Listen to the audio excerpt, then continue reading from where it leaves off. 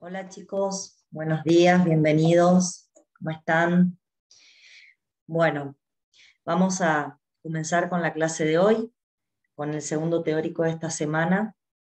Y dentro de lo que es, digamos, dentro de los temas que estamos trabajando, hoy nos vamos a dedicar a ver el primer proceso metabólico que van a estudiar ustedes conmigo. Vamos a empezar con el metabolismo propiamente dicho. Vamos a empezar a desarrollar una vía metabólica catabólica, para que nos vayamos ubicando, y esta vía corresponde a lo que nosotros vamos a denominar metabolismo mitocondrial. ¿Qué significa que sea metabolismo mitocondrial? Significa que son procesos metabólicos que ocurren dentro de la mitocondria, simplemente porque las enzimas que son responsables de ese proceso están en la mitocondria, ¿sí? Y bueno, vamos a ir viendo las características que tiene. Pero antes de empezar a trabajar con esa vía metabólica, me gustaría hacer un pequeñito repaso de lo que estuvimos trabajando las últimas semanas, para poder de esa manera ir entendiendo lo que vamos a trabajar el día de hoy. Voy a compartir una pantalla con ustedes, un segundo.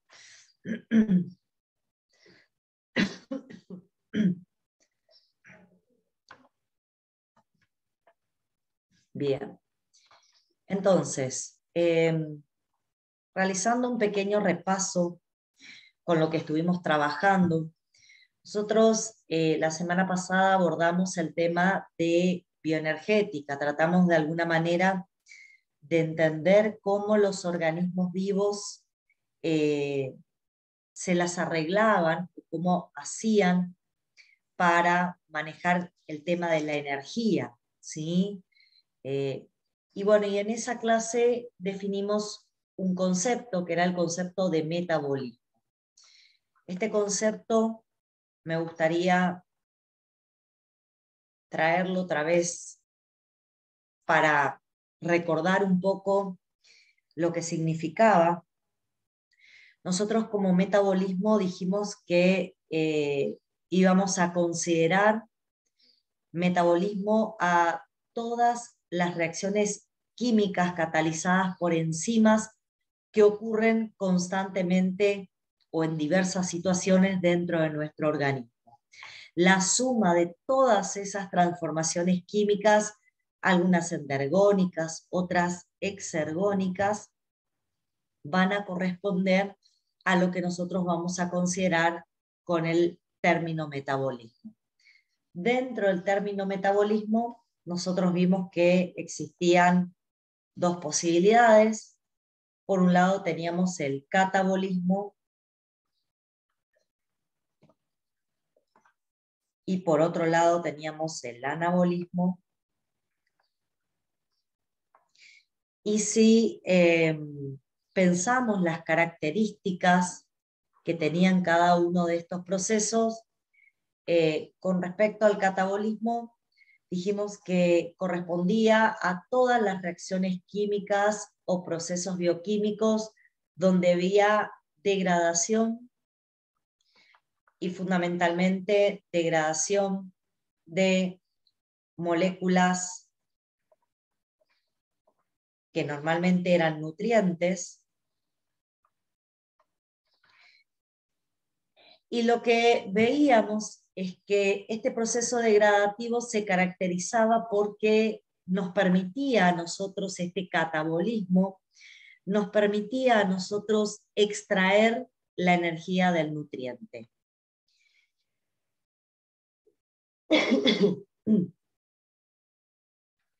La particularidad que hacía que podamos extraer la energía del nutriente tenía que ver con el delta G que tenía el catabolismo. El catabolismo corresponde a procesos que tienen un delta G negativo, que son exergónicos.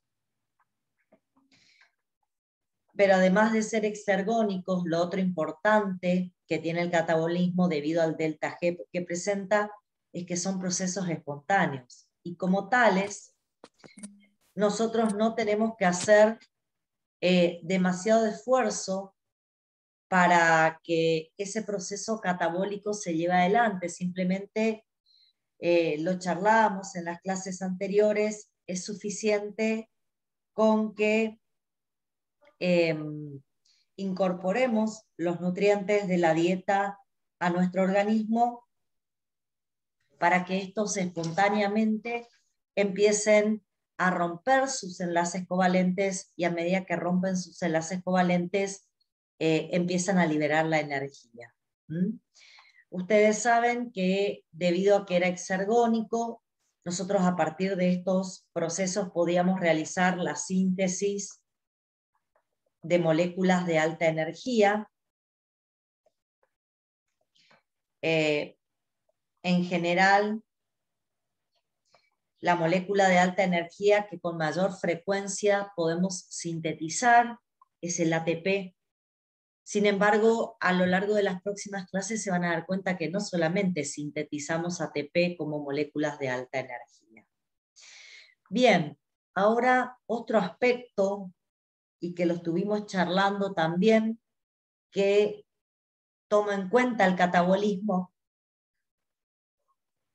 tiene que ver con qué tipo de reacción química va a caracterizar al catabolismo. Y lo que vimos es que el catabolismo corresponde a procesos que son oxidativos. O sea, la sustancia que se cataboliza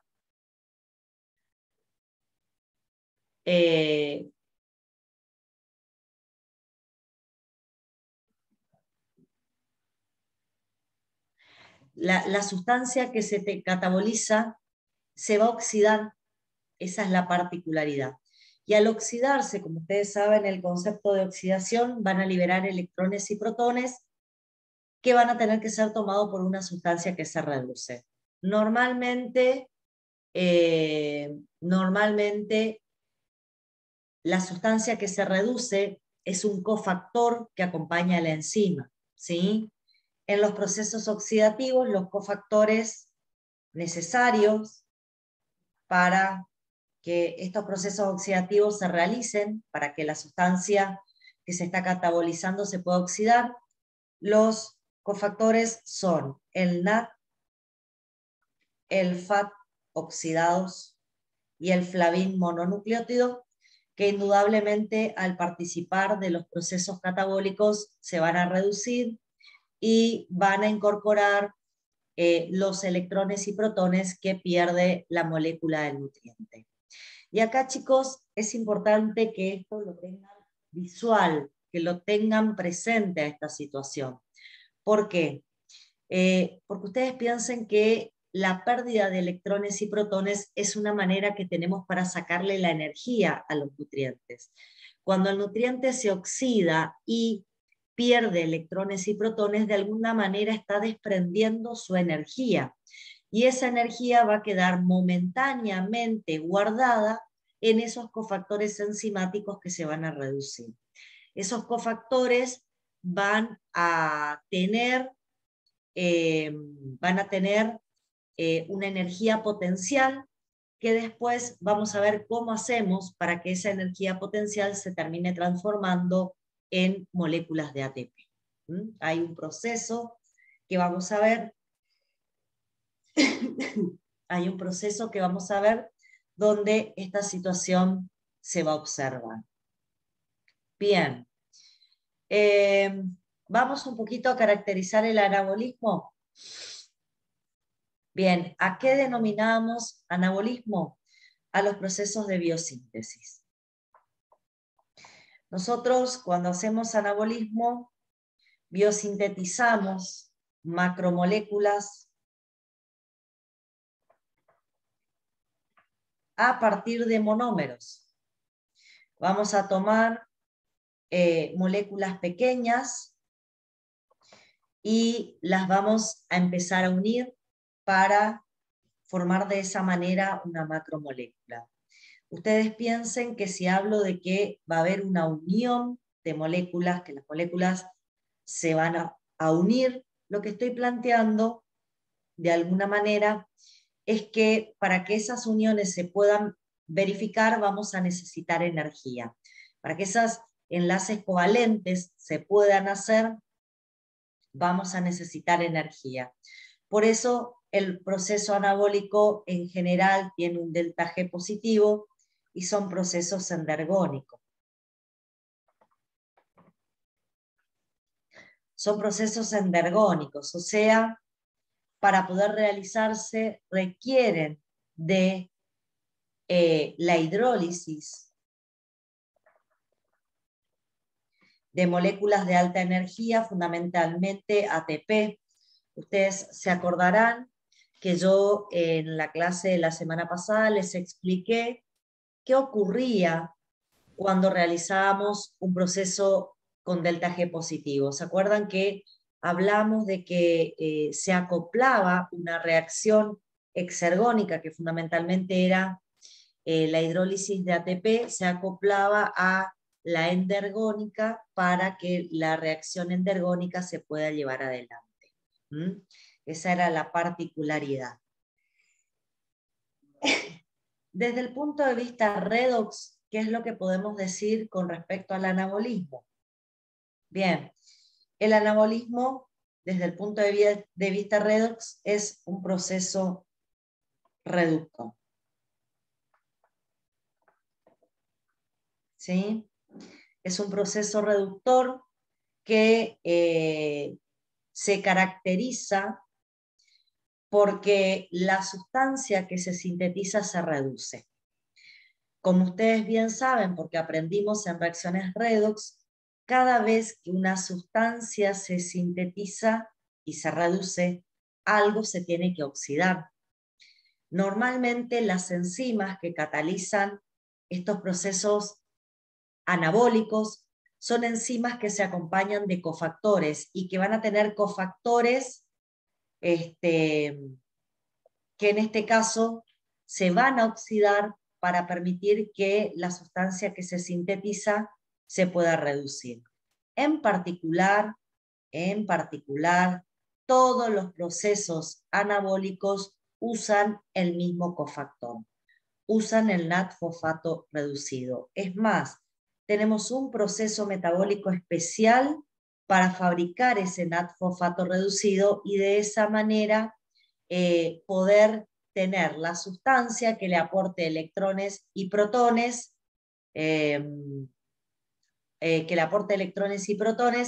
a la biomolécula que se sintetiza, porque piensen que la biomolécula que se sintetiza debe incorporar electrones y protones para reducirse. Es una forma también de colaborar con ese proceso. ¿Sí? Bueno, fíjense la diferencia. En el catabolismo voy a necesitar los cofactores, pero los voy a necesitar en su forma oxidada, y los cofactores que voy a usar van a depender ahí de las enzimas. Hay enzimas que realizan catabolismo y prefieren como cofactor al NAT, hay enzimas que realizan catabolismo y prefieren como cofactor al FAT, otras prefieren al flavin mononucleótido, ¿sí? Es como que hay una serie de procesos que van a llevar diferentes cofactores cuando hablamos de catabolismo. Sin embargo, cuando hablamos de anabolismo, en general todos los procesos anabólicos utilizan el mismo cofactor, que es el NAT-fosfato reducido. ¿Sí? Bueno, para mí es muy importante que ustedes tengan en cuenta esta información que les acabo de dar, porque esto es necesario que ya lo tengan en claro, debido a que a partir de la clase de hoy vamos a empezar a estudiar los primeros procesos que son metabólicos. Nosotros vamos a arrancar con metabolismo mitocondrial, vamos a arrancar con una serie de vías metabólicas que ocurren dentro de la mitocondria. Son fundamentalmente procesos catabólicos que nos van a permitir a nosotros generar energía, generar ATP, ¿sí?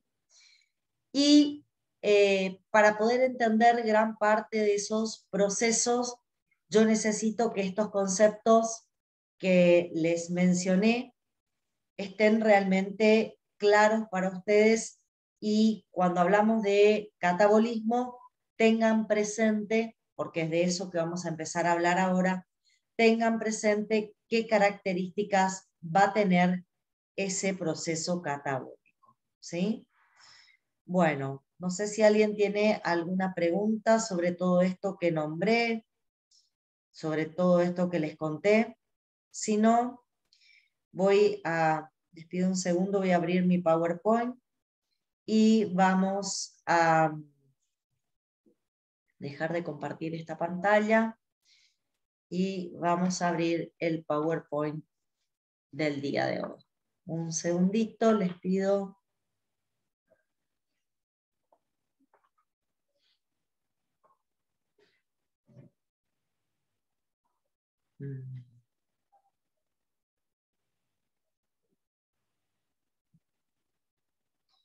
Ya estoy, está un poco lenta, les pido paciencia.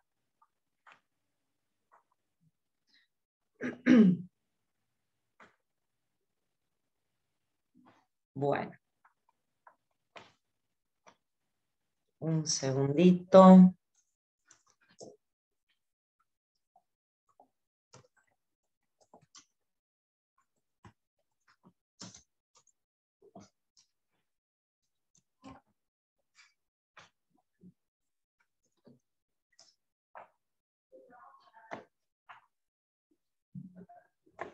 Bueno, ahí está. Ahí ya estoy compartiendo con ustedes.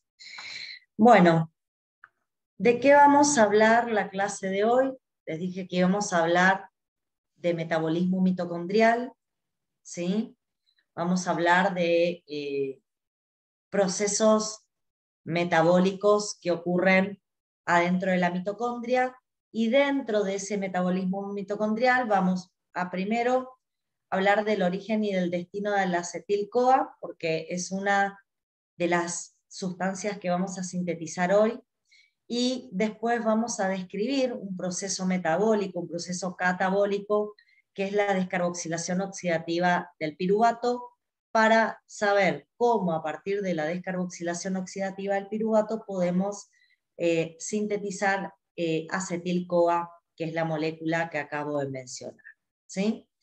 Bueno, vamos a arrancar primero con esta primera imagen. Acá quiero que vean que el acetil-CoA lo vamos a considerar como un intermediario final común de todas las vías catabólicas. En general, chicos, siempre que hagamos catabolismo, siempre que tomemos diferentes biomoléculas para hacer catabolismo, en general siempre vamos a formar un intermediario que va a ser el acetil-CoA. Fíjense que yo lo llamo intermediario y no producto final de las vías catabólicas, porque el acetil-CoA se caracteriza por ser una molécula que aún conserva una pequeña cantidad de energía y aún puede continuar su camino oxidándose, ¿sí? Fíjense que una vez que formamos el acetil-CoA, este se va a dirigir al ciclo de Krebs, donde va a finalizar su oxidación, donde le vamos a terminar de desprender la poca cantidad de energía que aún quedaba, y para finalizar el proceso vamos a hacer cadena de transporte de electrones, que después ya vamos a ver qué es lo que significa. Pero bueno, el acetil-CoA es el producto de la vía metabólica que vamos a estudiar hoy, pero lo que yo quiero que entiendan es que ese acetil-CoA no se forma exclusivamente por el proceso metabólico que vamos a estudiar. El acetil-CoA lo podemos formar en nuestro organismo de diferentes maneras. Hoy lo vamos a formar como parte del catabolismo de hidratos de carbono, ya se van a dar cuenta por qué. pero también podemos formar acetil-CoA partiendo del catabolismo de lípidos, partiendo del catabolismo de aminoácidos, también del catabolismo de etanol. A veces al etanol nosotros no lo consideramos una molécula energética porque creemos que al no ser un nutriente no debería ser energético, pero bueno, les cuento que sí, el etanol no es un nutriente, ¿sí? No es considerado un nutriente, pero es una molécula que al metabolizarse en nuestro organismo tiene la particularidad de generar energía. ¿Mm? Y en ese caso, en ese proceso de generación de energía, cuando se oxida, va a formar moléculas de acetil-CoA. También existen unas sustancias que se forman a partir de la degradación de lípidos y esas sustancias se llaman cuerpos cetónicos. Bueno, los cuerpos cetónicos también cuando se metabolizan pueden formar como producto final el acetil-CoA.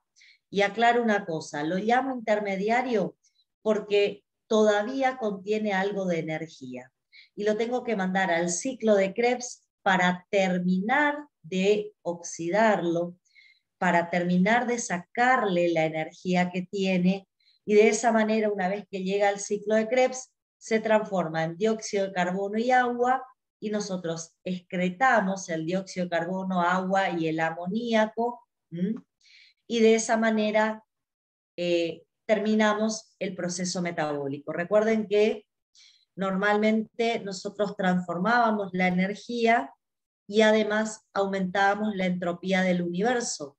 Estas biomoléculas que se desprenden cuando terminamos de oxidar totalmente la molécula de acetil-CoA, estas biomoléculas que se desprenden y van hacia la excreción, hacia el universo, son moléculas que, como ya vimos en alguna clase anterior, van a aumentar el desorden del universo y de esa manera nosotros como organismos vivos vamos a cumplir con la segunda ley de la termodinámica.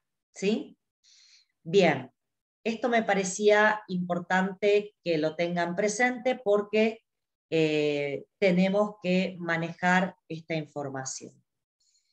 Bueno, continuamos. Como bien les dije, nosotros hoy vamos a trabajar con lo que corresponde a metabolismo mitocondrial, ¿sí? Cuando hablamos de mitocondria, hablamos de una organela que está presente en las células tanto animales como vegetales. En el caso de las células animales hay que hacer una aclaración. Todas las células animales contienen mitocondrias, excepto una, que es el eritrocito, el glóbulo rojo. Por lo tanto, ya para ustedes les tendría que empezar a resonar esto, porque indudablemente si el glóbulo rojo carece de mitocondrias, el glóbulo rojo va a ser incapaz de realizar los procesos metabólicos que vamos a estudiar la clase de hoy, ¿sí? Así que empezando con esa información, estas vías metabólicas que nosotros vamos a hacer pueden ocurrir en todas las células que tienen mitocondria. La excepción, la que no tiene, el glóbulo rojo. Bueno, ¿cuál es la estructura básica de la mitocondria? Que es importante que la recordemos porque eso nos va a ayudar a después, cuando nombremos los procesos metabólicos, a ubicarnos correctamente. La estructura básica de la mitocondria es la de una organela que tiene una doble membrana. La membrana externa es una membrana lisa, tiene bastante permeabilidad, es una membrana que se parece mucho a nuestra membrana celular, y tiene una membrana mitocondrial interna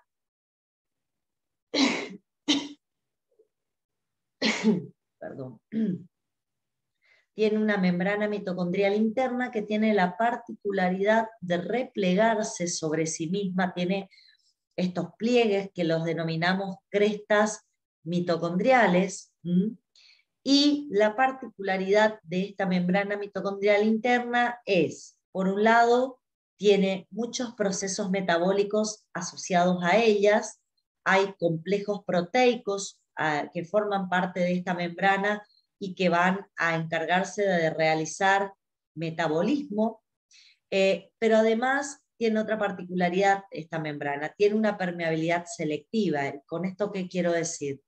Que no permite el pasaje de la mayor parte de las sustancias, solamente permite que algunas sustancias en particular, que ahora la vamos a ver, la atraviesen. Bien, a su vez, estas membranas nos van a delimitar ciertos espacios o ciertos compartimentos dentro de la estructura de la mitocondria, compartimentos que son importantes desde el punto de vista biológico porque nos van a ayudar en determinados procesos. El primer compartimento, el mayor, el más importante, es la matriz mitocondrial, que es todo lo que ustedes ven acá de color celeste, todo lo que ven de color celeste que está de la membrana mitocondrial interna hacia adentro. Todo eso es matriz mitocondrial. En la matriz mitocondrial, chicos, nosotros vamos a encontrar la mayor parte de las enzimas, que van a participar en el metabolismo mitocondrial. Además de encontrar las enzimas ahí, en la parte, digamos, de matriz, también vamos a encontrar ribosomas, vamos a encontrar, digamos, el ADN mitocondrial, ¿sí? Vamos a encontrar moléculas de ATP, ¿sí? Bueno, ahí ya les voy a ir contando qué otras sustancias pueden aparecer. Y el segundo compartimento es un compartimento menor, es el compartimento que se genera en el espacio que queda entre la membrana mitocondrial interna y la membrana mitocondrial externa, en este espacio, ¿sí? Que lo tengo a lo largo de toda la estructura mitocondrial, ¿sí? Esto lo voy a llamar espacio intermembranoso o espacio intermembrana, que va a ser sumamente importante en el metabolismo mitocondrial, porque va a tener la capacidad de almacenar, de guardar un gradiente de protones que nos va a servir para realizar el último paso del metabolismo mitocondrial, que es la fosforilación oxidativa. Ese gradiente de protones, chicos, que nosotros encontramos siempre presente en el espacio intermembrana, tiene la particularidad de ser energía potencial. Ese gradiente de protones, ¿sí? Ese gradiente de protones es energía potencial y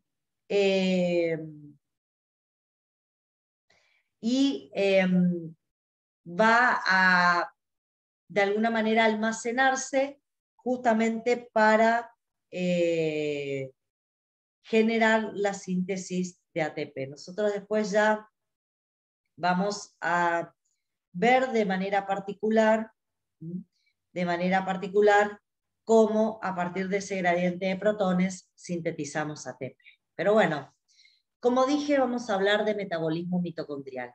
Les cuento que ese metabolismo mitocondrial muchas veces también se denomina respiración celular. ¿Por qué se llama al metabolismo mitocondrial respiración celular? Y bueno, también se lo llama respiración celular porque en parte de este proceso la molécula de oxígeno está directamente involucrada en el proceso metabólico y indudablemente si está ausente el oxígeno, ninguna de las etapas de esta respiración celular o ninguna de las etapas de este metabolismo mitocondrial se van a poder realizar, ¿sí? Se van a poder llevar adelante. ¿Cómo empieza el metabolismo mitocondrial?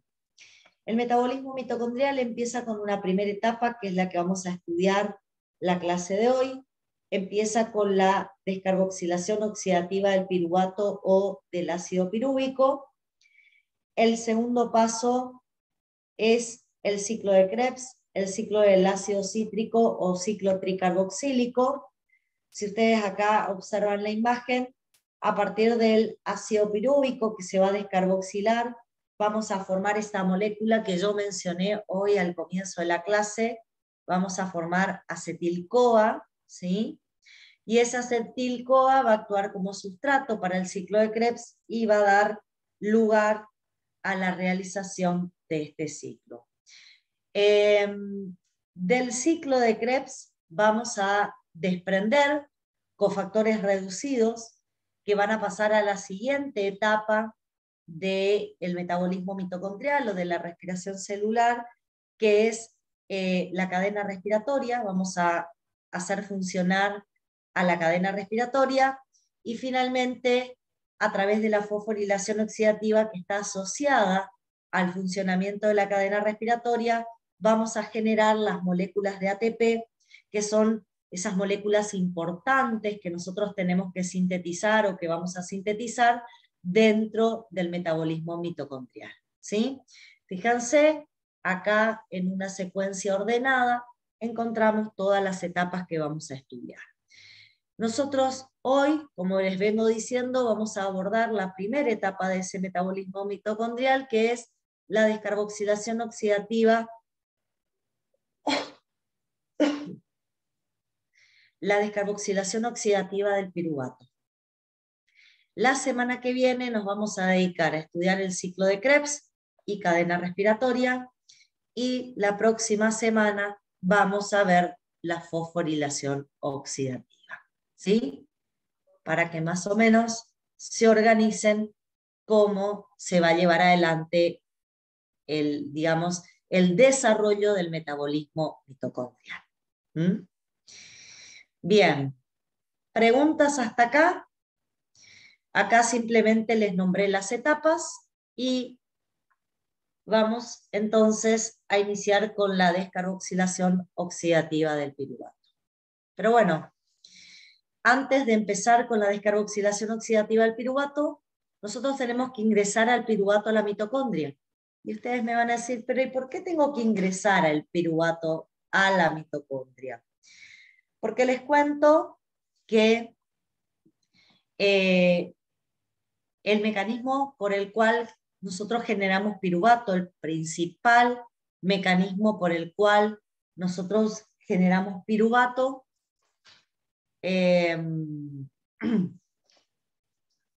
es la glucólisis aeróbica, ¿sí?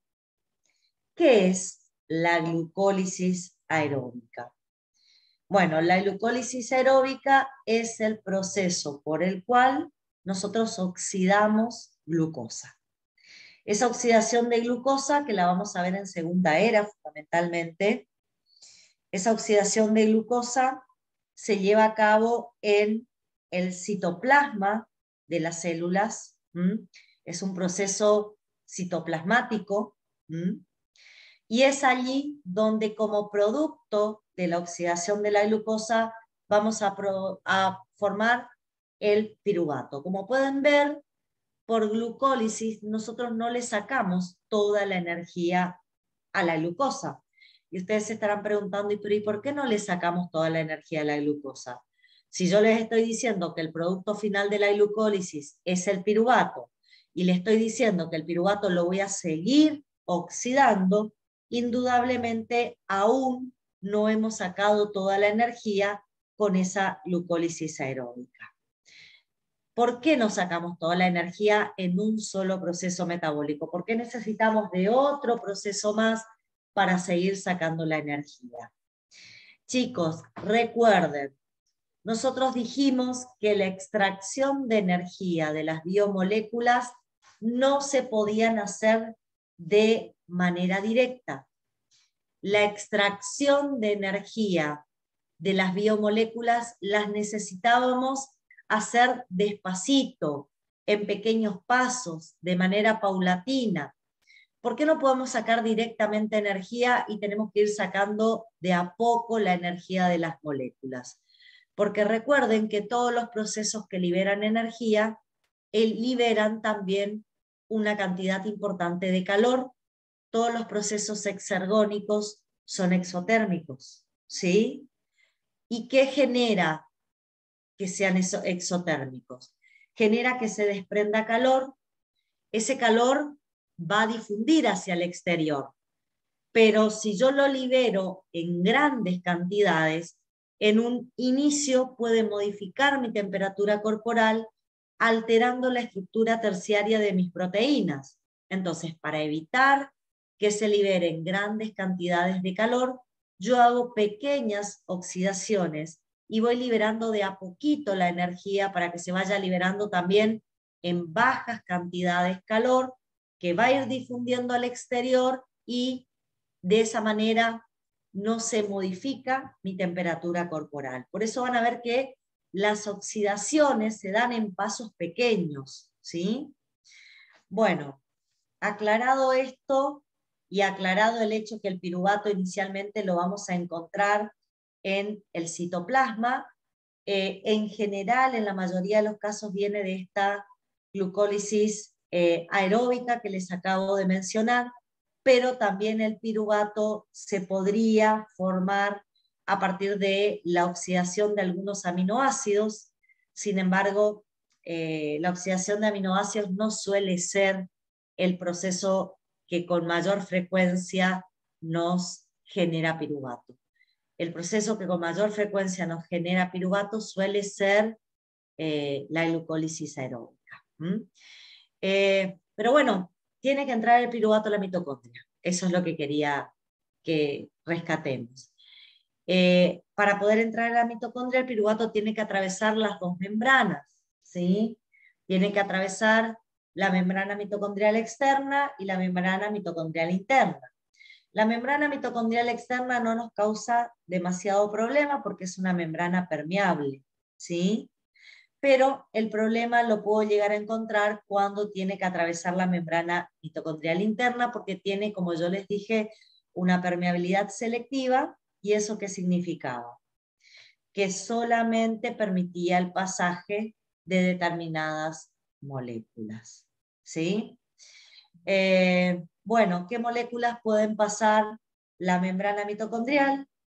El ADP, el ATP, el ácido pirúvico o piruvato, el citrato y el oxígeno. Como pueden ver, por suerte, el piruvato puede atravesar membranas, ¿sí? Puede ingresar al interior de las células y en este caso va a ingresar para encontrarse con las enzimas responsables de realizar su descarboxilación oxidativa, ¿sí? Les quiero contar simplemente a modo de aclaración que el piruvato no tiene como destino solamente sufrir la descarboxilación oxidativa y transformarse en acetil-CoA.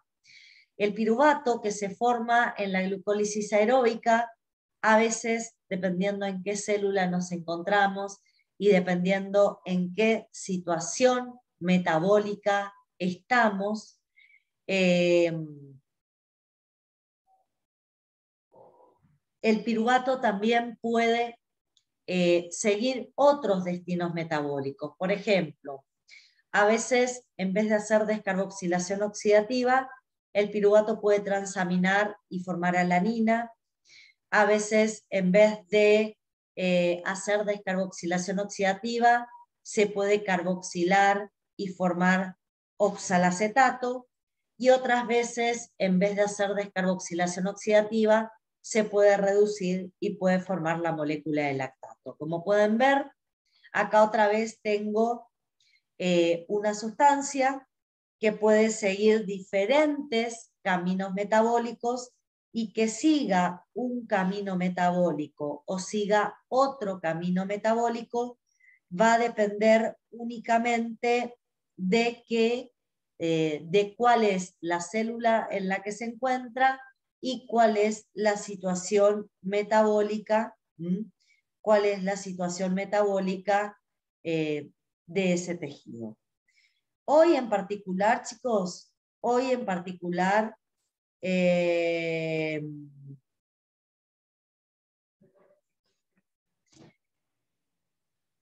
vamos a estudiar la descarboxilación oxidativa hacia acetil-CoA, que va a ser el proceso metabólico que nos va a interesar. ¿Sí? Bueno, cada vez que yo les presente una vía metabólica, chicos, ustedes a través del nombre de la vía metabólica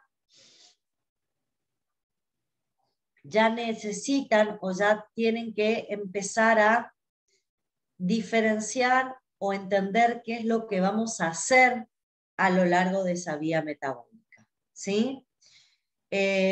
Si vamos al nombre de la vía que vamos a estudiar hoy, descarboxilación oxidativa del piruvato, el término oxidativo ya me está diciendo que vamos a oxidar el piruvato. Y si pensamos en lo que hablamos al comienzo de la clase, si nosotros oxidamos el piruvato, ¿qué estamos haciendo? Y si oxidamos el piruvato, lo que estamos haciendo es un catabolismo del piruvato. Le estamos sacando energía al piruvato. Así que vamos a tener que ver cómo a través de este proceso le saco la energía al piruvato. Y el tema del término descarboxilación me añade una información extra. El término descarboxilación lo que me indica es que el piruvato, a través de este proceso, va a descarboxilarse, que significa que el piruvato se vaya a descarboxilar. Significa que va a perder un grupo ácido carboxílico en forma de dióxido de carbono. Si ustedes miran, a la izquierda de la imagen encuentran la molécula de piruvato. El piruvato es un alfa-cetoácido, tiene un grupo carboxilo, un grupo ceto y un metilo, tiene 3 carbonos, y por esta descarboxilación oxidativa va a perder el grupo carboxilo, lo que me va a quedar es un grupo acetilo, y a ese grupo acetilo le voy a unir una coenzima, que es la coenzima A, y de esa manera se va a formar el acetil-CoA. ¿Sí? Como es un proceso oxidativo, vamos a necesitar algo que se reduzca. Como pueden ver, esta enzima lo que usa como cofactor es el NAD, que va a terminar reducido, además del acetil-CoA, que es el producto de la reacción, junto al dióxido de carbono que se desprende de esta reacción. Por si les quedaba duda, que esta es una reacción exergónica que nos va a permitir ganar energía, quiero que vean el delta G que tiene esta reacción química. ¿Qué les dice a ustedes este delta G? Fíjense, tiene un delta G negativo, tiene un delta G negativo. Ese delta G negativo va a, de alguna manera, indicarnos que este es un proceso exergónico, que pertenece a procesos catabólicos. Fíjense que hasta inclusive es un delta G mucho más negativo que el de la hidrólisis de ATP. Esto ya nos está dando la idea que vamos a formar más de una molécula ATP a partir de este proceso, porque cuando lo realizamos se desprende más energía de lo que corresponde al proceso de hidrólisis de ATP. Vayan evidenciando esos detalles, ¿sí? Y bueno, para que esta descarboxilación oxidativa del piruvato se realice, yo necesito un complejo multienzimático llamado complejo piruvato deshidrogenasa, que se va a encontrar o que está presente en la matriz mitocondrial. ¿Sí? Acá me voy a detener un segundo. Quiero que hablemos de este término. ¿Qué quiero decir cuando digo que es un complejo multienzimático lo que voy a utilizar? Bueno, lo que les estoy diciendo, chicos, con esto es que vamos a tener una gran proteína, bastante importante en cuanto a tamaño molecular. En esa gran proteína vamos a tener diferentes dominios funcionales. Fundamentalmente vamos a encontrar 3 dominios catalíticos, 3 regiones que tienen la capacidad de acelerar reacciones o transformaciones químicas. Esas 3 regiones catalíticas reciben los siguientes nombres. La primera se llama igual que el complejo, se llama región piruvato deshidrogenasa. La segunda se llama dihidrolipoil transacetilasa. Y la tercera se llama dihidrolipoil deshidrogenasa. Estas 3 regiones están una al lado de la otra y cada una tiene una actividad catalítica diferente dentro del proceso que corresponde a la transformación de piruvato en acetil-CoA. Además de las 3 regiones catalíticas, tengo 2 regiones reguladoras, ¿sí? Estas 2 regiones reguladoras son las regiones de la piruvato deshidrogenasa quinasa y de la piruvato deshidrogenasa fosfatasa.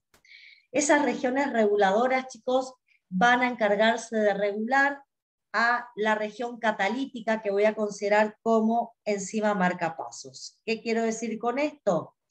De todas las regiones catalíticas, una de ellas va a ser la que decida, si este proceso metabólico se realiza o no. ¿Cuál va a decidir si este proceso metabólico se realiza o no? Es la primera enzima. Nuestra enzima marcapasos del complejo multienzimático piruvato deshidrogenasa es la piruvato deshidrogenasa. ¿Sí? Bien, cuando yo tengo una vía metabólica, chicos, y tengo varias enzimas catalíticas en la vía metabólica, en general se les va a pedir que recuerden de manera particular solamente a la enzima que es regulable. O sea que de las 3 enzimas catalíticas que yo nombré, siempre van a tener que recordar y nombrar a la piruvato deshidrogenasa. Ahora bien, yo les pregunto lo siguiente, y a ver si me quedó alguno despierto a esta hora todavía dentro de la clase de teórico.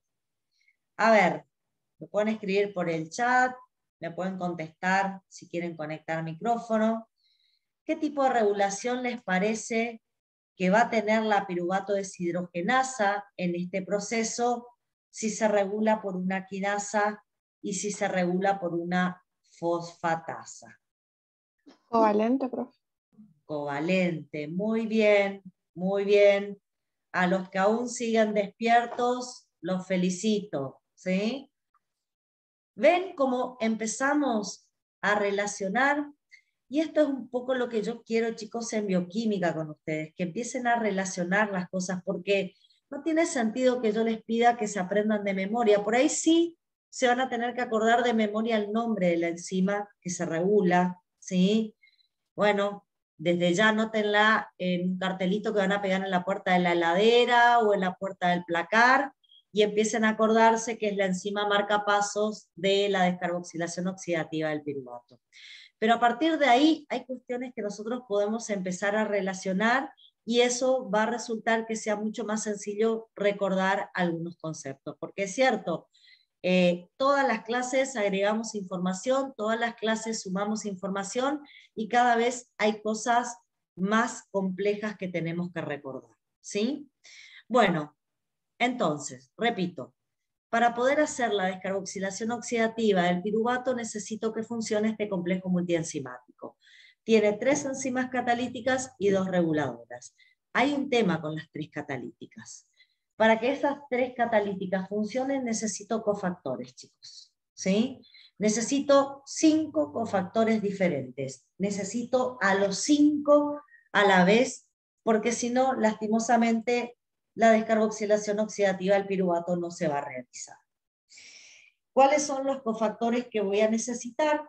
Bueno, el primero de ellos es el pirofosfato de tiamina. Ahí por ahí está la sigla en inglés, quizás.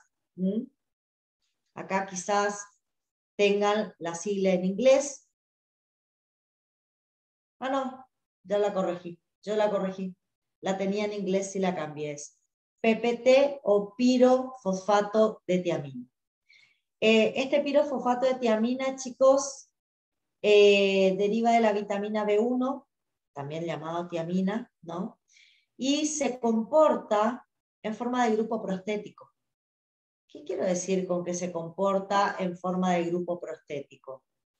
Que normalmente va a estar asociado a la enzima con la cual colabora de manera covalente, y si durante la reacción química ese grupo prostético sufre algún cambio estructural, se tiene que regenerar y volver a su estado inicial sin separarse en ningún momento de la enzima a la cual está unida.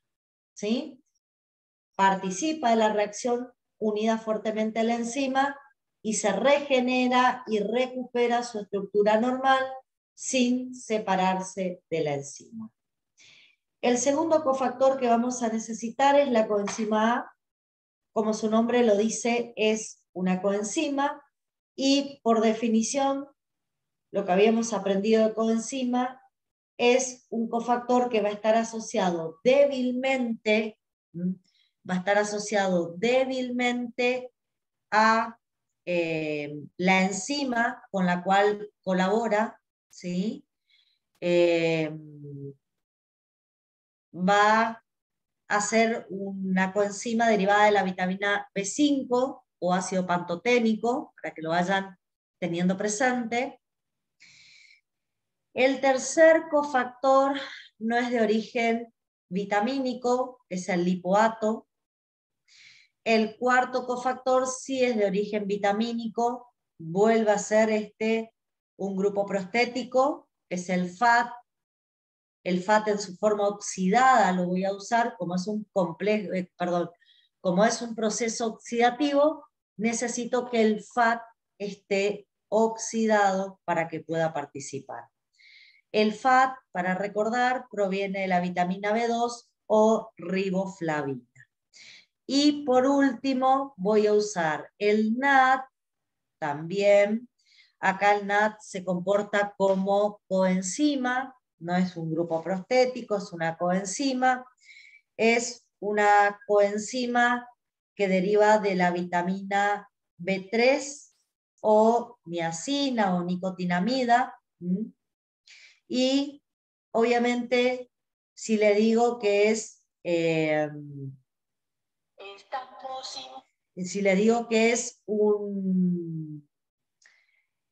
una coenzima, lo que estoy diciendo es que se va a asociar débilmente a la enzima y se puede separar de la enzima con la cual colabora.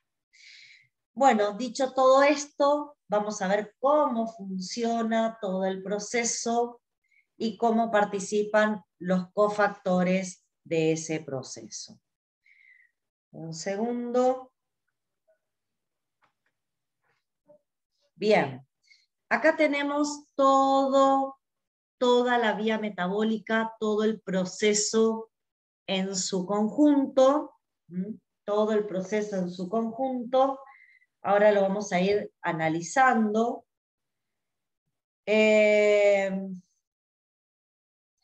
Les digo una cosa, porque quizás cuando empiecen a ver estos esquemas o estas transformaciones químicas, se empiecen a preocupar, porque van a decir, bueno, ¿y cómo hago yo para acordarme todo esto? Esto es un lío acá. Sí, es un lío, chicos, tienen razón. Acá hay un montón de transformaciones químicas, unas asociadas a las otras, pero le quiero llevar tranquilidad. En general, cuando nosotros estudiamos procesos metabólicos, a mí lo que me va a interesar es que recuerden cuáles son los sustratos iniciales y cuáles son los productos finales. ¿Sí? Eso es lo que medianamente me interesa. Eso es lo que medianamente me interesa. Después, todos los intermediarios, todo lo que pasa entre medio de la vía metabólica, no lo tienen que recordar. En este caso, obviamente, si yo les pregunto cuál es el sustrato inicial, ustedes me tienen que hablar del piruvato, que viene de la glucólisis aeróbica en la mayoría de los casos, pero sin embargo puede venir de la oxidación de algunos aminoácidos, como por ejemplo la alanina, la serina, la tirosina. Estaba ahí por ahí en alguna de las imágenes esa información. Y bueno, que una vez que se forma el citoplasma tiene que entrar en la mitocondria, y una vez que ingresa a la mitocondria se encuentra con este complejo multienzimático y se encuentra con la primera enzima, que es la enzima marcapasos. Ahora bien, chicos, ¿qué es lo que necesitan saber ustedes? Necesitan saber que sí, esta enzima marcapasos está activa, yo voy a hacer la vía metabólica, voy a llevar adelante todo el proceso y voy a formar los productos de la reacción. Sin embargo, si esta enzima marcapasos está inactiva, el piruvato no va a sufrir ninguna descarboxilación oxidativa. ¿Sí?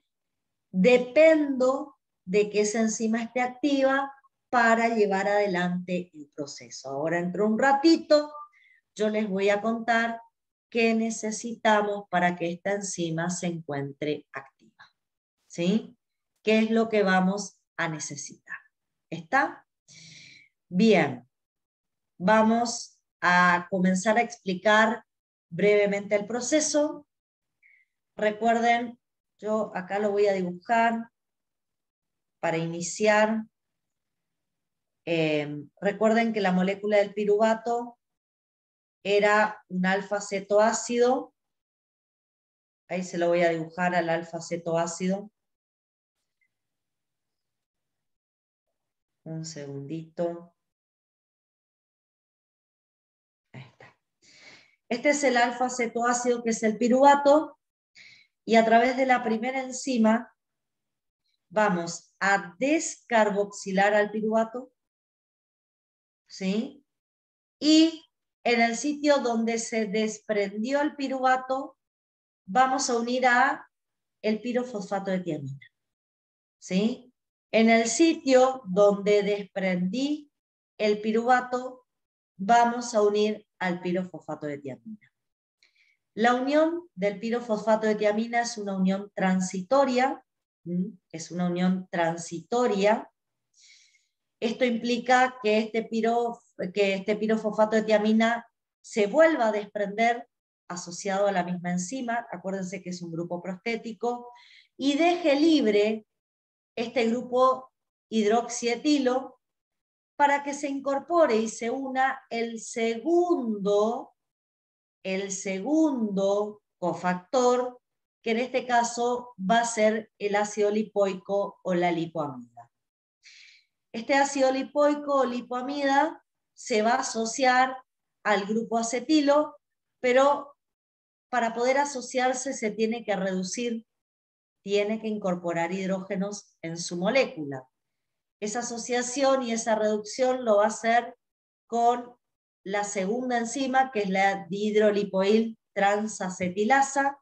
Esta enzima cataliza el desprendimiento del pirofosfato de tiamina, que continúa unido a la primera enzima, y la incorporación del ácido lipoico, que se va a reducir para poder asociarse al grupo acetilo.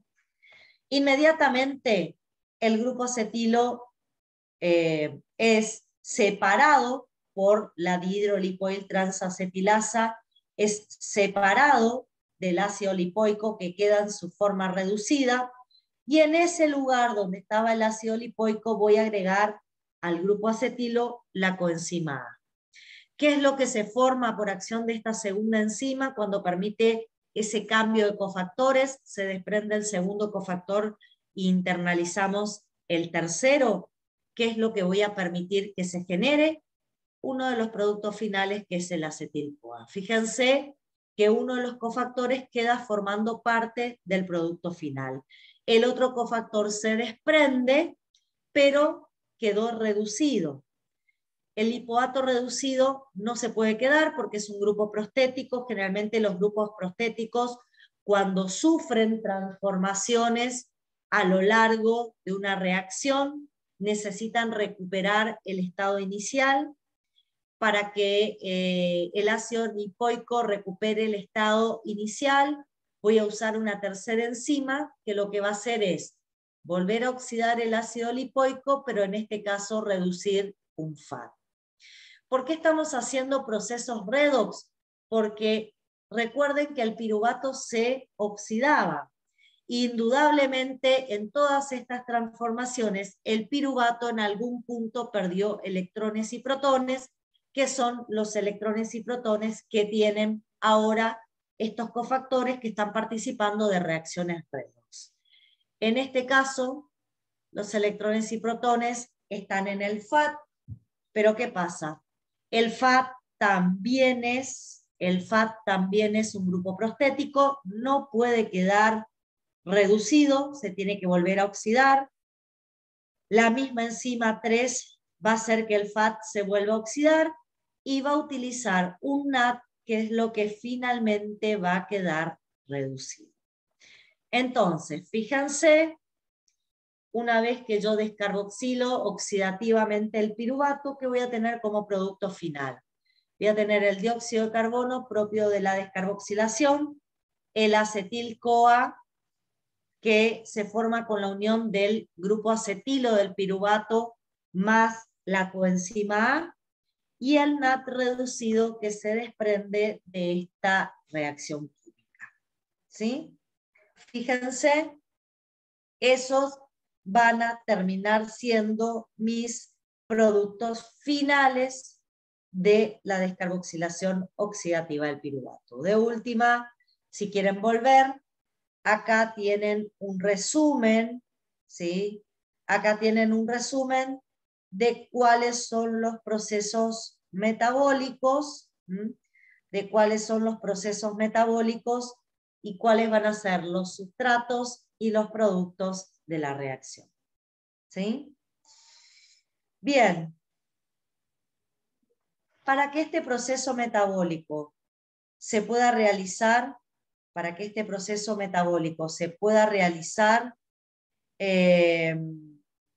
yo necesito que la enzima marcapasos se encuentre activa.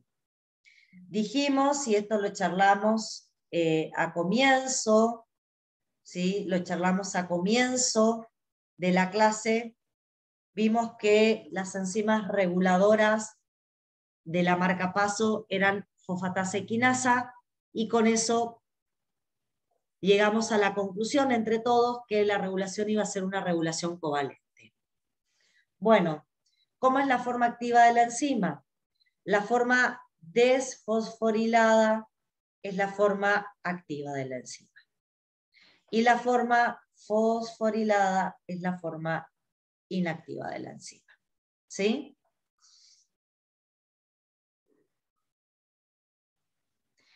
A ver, acá me están preguntando en el chat por qué el NAT no incorpora un hidrógeno más. ¿Por qué no incorpora los dos hidrógenos que tenía el FAT? Volvemos un cachito para atrás y respondo esta cuestión.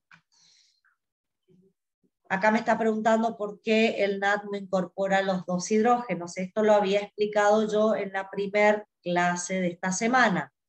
¿Se acuerdan que acá lo que se desprendía era un ion hidruro? A ver, voy a borrar para tratar de hacer un poco más prolijo esto.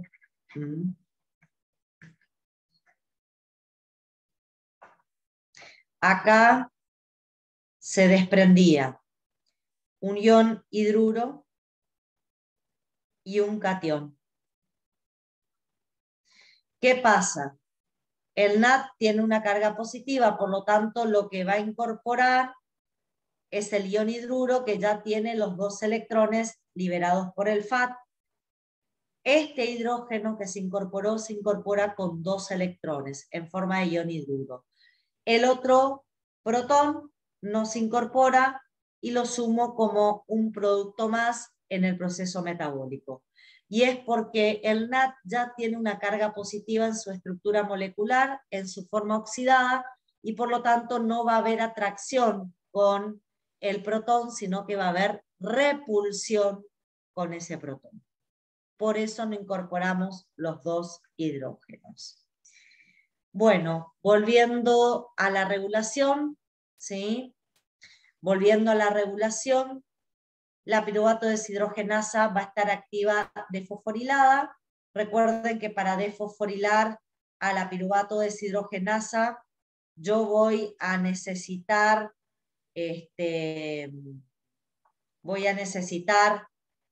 a la fosfatasa, necesito a la fosfatasa para que mi piruvato deshidrogenasa se pueda desfosforilar, y si uso la quinasa voy a fosforilar y de esa manera se inactiva la enzima. ¿Sí? Bueno, yo voy a hacer un esquema en otra pantallita, voy a dejar de compartir esta pantalla y les voy a compartir una segunda pantalla, porque la verdad es que quiero analizar esta cuestión de la regulación un poco más detalladamente, y para eso creo que es mejor organizarnos en la segunda pantalla. Bueno, a ver, ¿de qué estamos hablando, chicos? Estamos hablando de la transformación de piruvato en el producto final, que es acetil-CoA, más el dióxido de carbono que se desprende. Recuerden que acá se tiene que incorporar la coenzima A, que termina formando parte del acetil-CoA, y como es un proceso oxidativo, voy a necesitar NAD oxidado, que finalmente se va a reducir. Pero no solo usamos estos cofactores, también necesitamos el pirofosfato de tiamina, pero este se va a regenerar durante el proceso debido a que es un grupo prostético. Necesitamos el lipoato, que se va a regenerar porque es un grupo prostético. Necesitamos el FAT, que se va a regenerar porque es un grupo prostético. Los únicos cambios que vamos a tener son estos que yo les planteo acá. Ahora bien, para que esto ocurra, yo necesito que la enzima piruvato deshidrogenasa, acá se las estoy escribiendo sintetizada, estoy poniendo las siglas de la piruvato deshidrogenasa, necesito que la piruvato deshidrogenasa esté activa. Yo la voy a dibujar activa como una nubecita, ¿sí? Tiene que estar activa. ¿Y cómo está activa la piruvato deshidrogenasa? Está activa de forma desfosforilada. Así la vamos a tener que tener para que el proceso metabólico pueda verificarse. Ahora bien, esta piruvato deshidrogenasa, así como está activa, también puede estar como piruvato deshidrogenasa inactivo. ¿Y cómo va a estar inactiva? Va a estar fosforilada. Para poder interconvertir las formas de esta piruvato deshidrogenasa, yo necesito las enzimas reguladoras covalentes. Para poder desfosforilar y activar la piruvato deshidrogenasa, yo necesito la piruvato deshidrogenasa fosfatasa. Y para poder fosforilar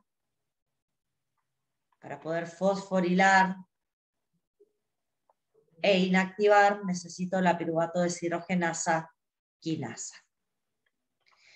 Ahora bien, acá necesito que todos me presten atención. 2 minutos, chicos. Todos acá, por favor, todos acá en la imagen. Hola a todos los que andan por ahí.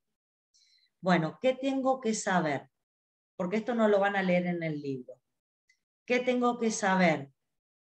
Lo que tengo que saber es que para que la piruvato deshidrogenasa esté activa, yo necesito activar la fosfatasa para que me desfosforile la piruvato deshidrogenasa, pero simultáneamente tengo que inactivar la quinasa. ¿Por qué tengo que hacer de manera simultánea estas dos acciones? Porque si yo activo la fosfatasa y la quinasa no está inactiva, ¿qué es lo que me va a pasar con mi enzima? Se va a desfosforilar y se va a volver a fosforilar. Entonces, si yo no hago este efecto que les estoy planteando acá, voy a desfosforilar y voy a volver a fosforilar, haciendo un ciclo que no le va a servir para nada a este complejo enzimático. Lo que necesito para que la enzima esté activa y pueda realizar proceso biológico, lo que necesito es lo que estoy planteando acá. Activar fosfatasa e inactivar quinasas. ¿Sí? Ahora bien, si yo quiero que la enzima piruvato deshidrogenasa se inactive, ¿qué es lo que tengo que hacer? Tengo que activar quinasas, pero en el mismo momento, simultáneamente, necesito inactivar fosfatasas. ¿Por qué? Si yo activo quinasas y no inactivo fosfatasas, de vuelta voy a tener un ciclo fútil dentro del complejo multienzimático. ¿Sí? Bueno, dicho esto, ¿cómo activo e inactivo fosfatasas y quinasas? Les cuento, estas fosfatasas y estas quinasas son enzimas alostéricas. ¿Les dice algo la palabra alostérica? Son enzimas que se regulan por moduladores. Son enzimas que se regulan por moduladores positivos y moduladores negativos. Vamos con los moduladores positivos de la fosfatasa. Los moduladores positivos de la fosfatasa son el calcio y el magnesio iónico. Y vamos con los moduladores negativos ahora de la fosfatasa. Los moduladores negativos de la fosfatasa son el acetil-CoA y los cuerpos cetónicos.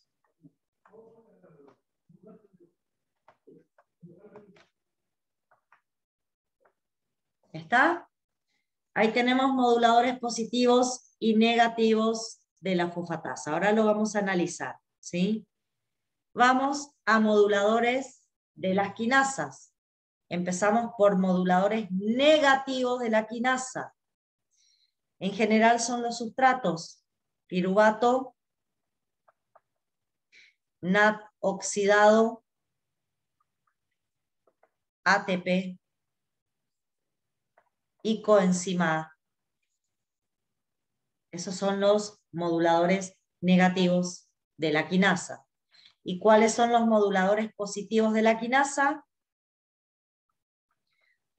El acetil-CoA, que es el producto final, el NAT reducido, que es el producto final, y el ATP. ¿Está? Bien, me faltó agregar algo más que tienen que saber. Esta fosfatasa se estimula directamente por la insulina. Cuando la insulina se une al receptor, a ver, ustedes eso lo estudiaron para esta semana. Cuando la insulina se une a su receptor, la insulina activa a la PKB y a través de la PKB yo puedo tener fosfatasas intracelulares activas. ¿Sí? Eso lo habíamos visto, lo habíamos estudiado. Recuerden que esto aparece cuando estamos en posingesta. ¿Estamos? Bien. Ahora vamos a tratar de analizar un poco la situación esta para ver cómo aparece esta regulación que yo les acabo de describir. Y necesito que me escuchen con atención un poquito y razonen conmigo. ¿Sí? Bien, a ver. Vamos a suponer, chicos, que nos ponemos en posingesta. ¿Sí? ¿Qué tenemos que hacer para ponernos en posingesta?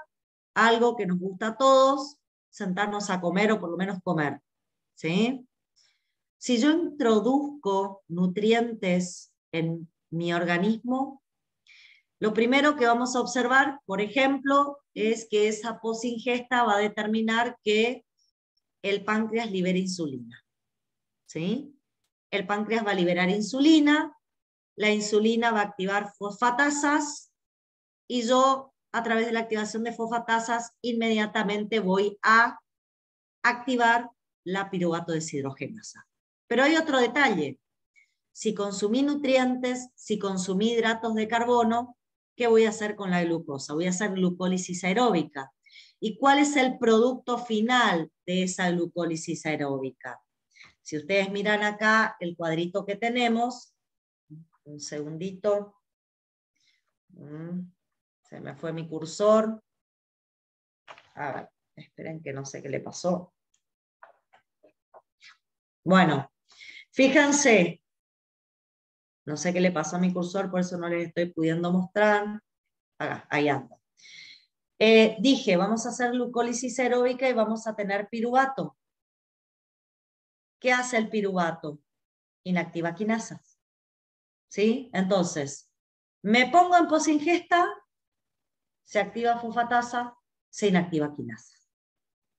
Obviamente voy a tener a los cofactores, ay, perdón, acá yo quise decir ADP y puse ATP. Esto está mal. Acá esto está mal. Recién me doy cuenta.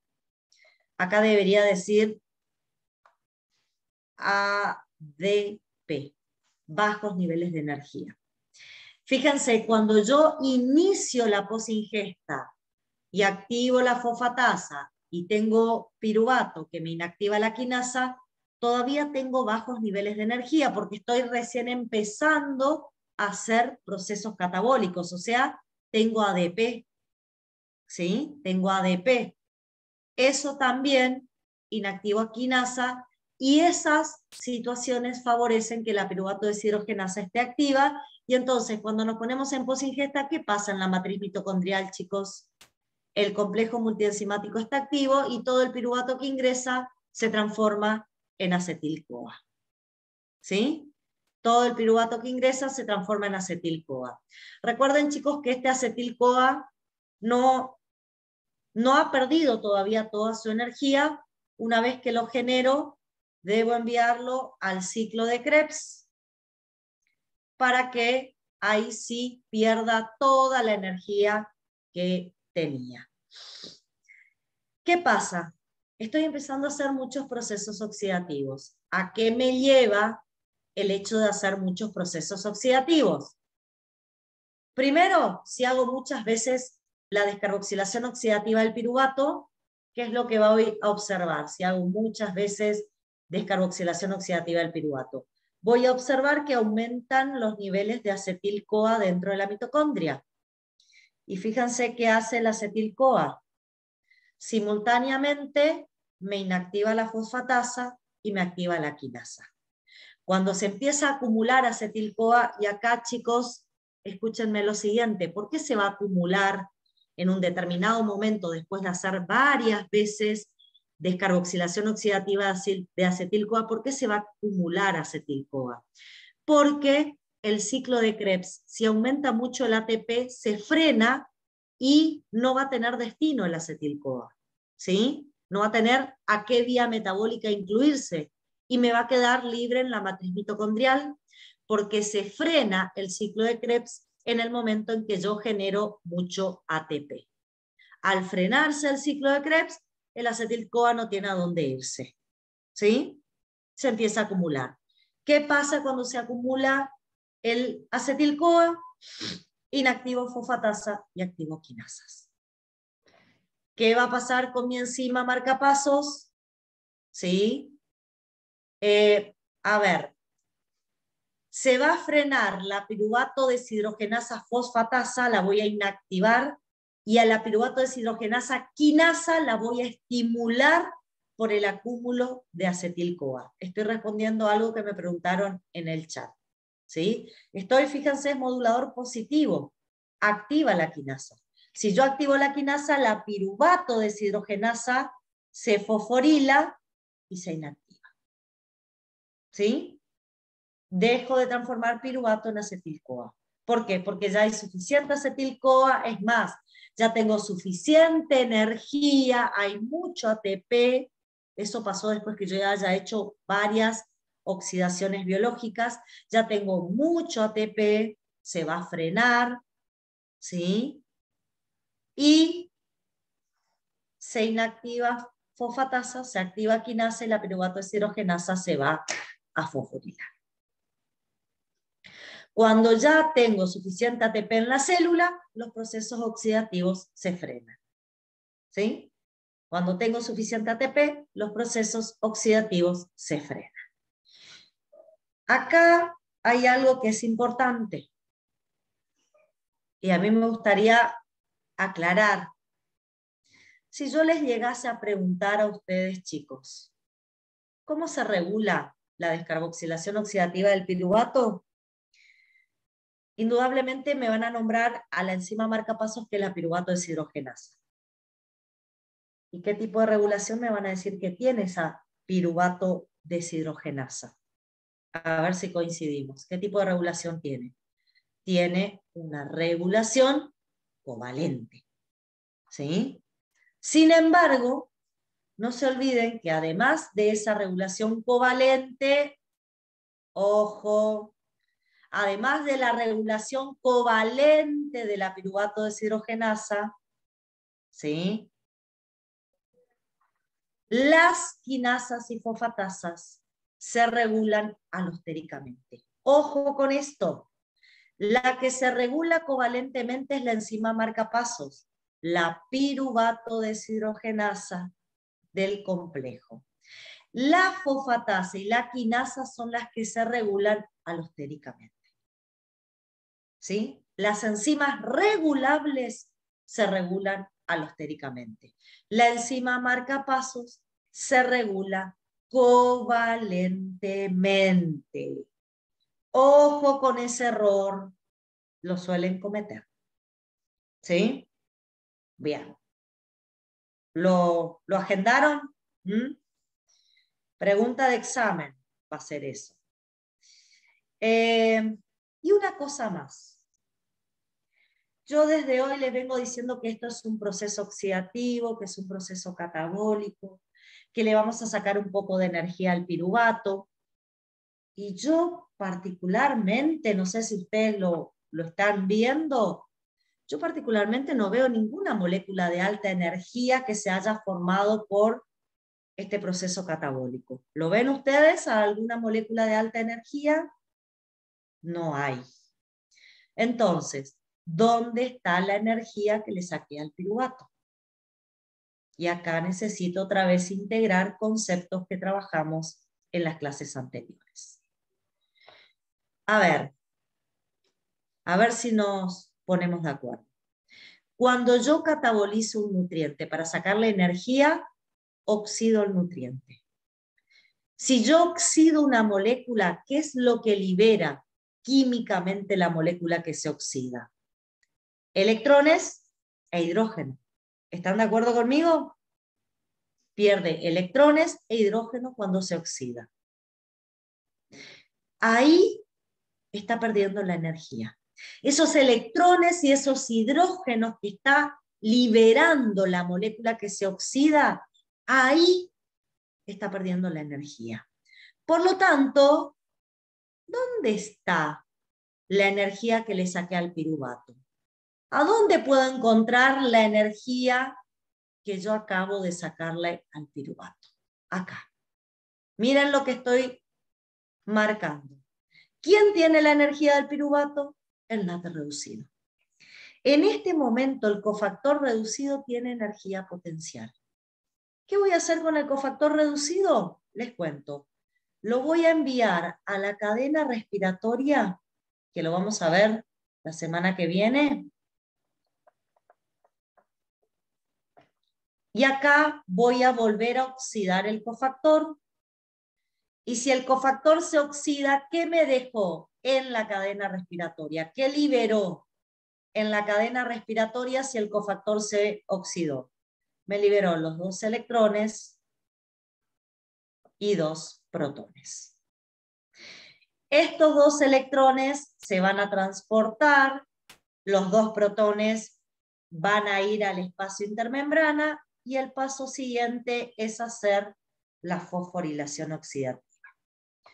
Recién, una vez que yo hago la fosforilación oxidativa, el resultado de todo este proceso va a ser formar 2,5 ATPs. O sea, yo cuando descarboxilo oxidativamente el piruvato, a la energía la guardo transitoriamente en un NAT reducido. Ese NAT reducido se va a la cadena respiratoria y deja allí la energía potencial. Ya vamos a ver qué hace la cadena respiratoria con esos electrones y protones. Y una vez que finalizo la cadena respiratoria, realizo fosforilación oxidativa. Ahí recién sintetizo la ATP. Y voy a llegar a formar 2,5 ATPs a partir de ese NAT reducido. Fíjense la cantidad de energía que liberé del piruvato. De vuelta, saqué toda la energía del piruvato, ya está. El piruvato, después de descarboxilarse oxidativamente, queda en una molécula que ya no tiene más energía. No. El acetil-CoA todavía sigue teniendo energía y se va a sacar esa energía en el ciclo de Krebs. Yo dije, sacamos la energía de manera paulatina. No podemos sacar la energía de golpe porque las reacciones exergónicas son exotérmicas. Fíjense cómo vamos sacando de a poquito la energía. Nunca le sacamos de golpe toda la energía a una molécula. Es más, yo empecé sacándole la energía a la glucosa y transformándola en piruvato. Ahí ya saqué algo de energía. Ahora, transformando piruvato en acetil-CoA, saqué otro poquito de energía. Ahora, mandando el acetil-CoA al ciclo de Krebs, voy a terminar de sacar toda la energía que quedaba. Hago el catabolismo, lo hago paulatinamente, para que no se libere demasiado calor en mi organismo. Fíjense cómo todo lo que charlamos hasta ahora empieza a cobrar sentido. Y empieza a observarse en cada uno de los procesos metabólicos que nosotros vamos a estudiar. ¿Está? Bueno, chicos, acá en esta imagen está lo que ustedes tienen que saber de esa vía. Tienen que saber cuál es el sustrato, cuál es el producto, cuál es la enzima regulable, cómo se regula. Quizás le puedo agregar que esto ocurre en matriz mitocondrial como algo importante. Entonces sabemos que toda célula que tenga mitocondria lo va a poder hacer. Y el resto de la información está toda acá en esta imagen. Este es un resumen de este tema. Acá está lo que tienen que saber. ¿Sí? Bueno, chicos, no sé si alguien tiene alguna pregunta para hacer. Sí, Valenzuela, ¿qué querés preguntar, corazón? Conectanos a tu micrófono. Profe, o sea que por cada descarboxilación oxidativa yo estaría ganando 2,5 ATP. Exacto. Por cada piruvato que ingresa a la descarboxilación oxidativa, vos vas a ganar, una vez que haces todo el proceso final que vamos a estudiar como metabolismo mitocondrial, vas a ganar 2,5 ATPs.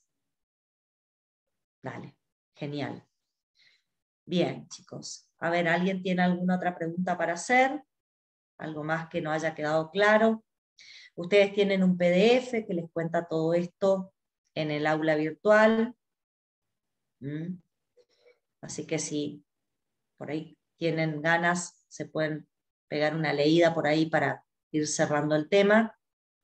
Pero fíjense que la última imagen que yo les dejé es lo que ustedes tienen que recordar de este proceso metabólico. ¿Sí? Bueno, chicos, Si no hay más preguntas, como siempre es un placer tenerlos del otro lado. ¿Mm? Y nos estaríamos viendo la semana que viene. Semana que viene hablamos de ciclo de Krebs y de cadena respiratoria. Son importantísimas las clases de la semana que viene, así que cuento con su presencia. ¿Mm? Por favor. Y hasta los temas de la semana que viene entra el parcialito de la próxima. Así que a empezar a estudiar ya. ¿Está? Bueno, nos vemos chicos. Hasta luego. Chao.